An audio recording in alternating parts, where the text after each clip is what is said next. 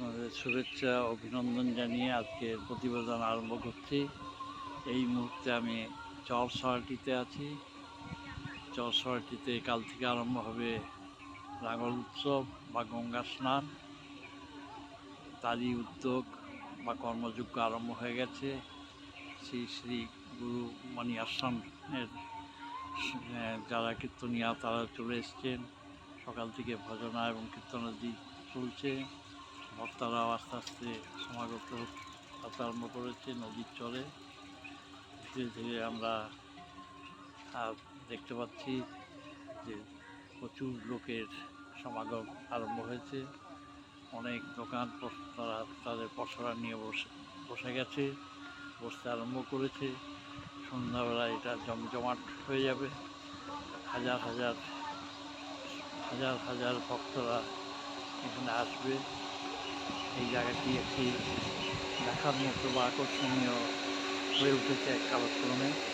গঙ্গার পাখি সুন্দর।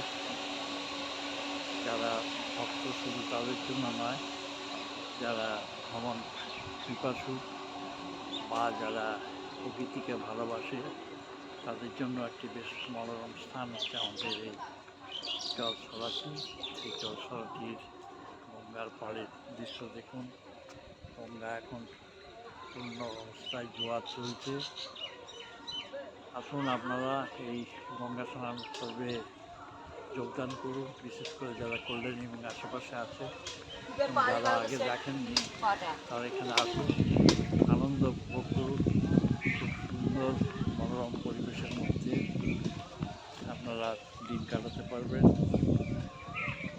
গঙ্গা স্নানও করতে পারবেন, পুণ্য অর্জনও করতে পারবেন।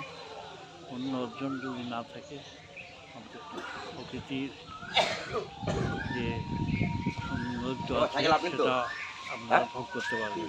ঠিক আছে বাবা। আমি এক ঝলকে আপনাদের দেখিয়ে দিচ্ছি গঙ্গার ফলে এখানে সুব্যবস্থা আছে, সমস্ত কিছুই আছে।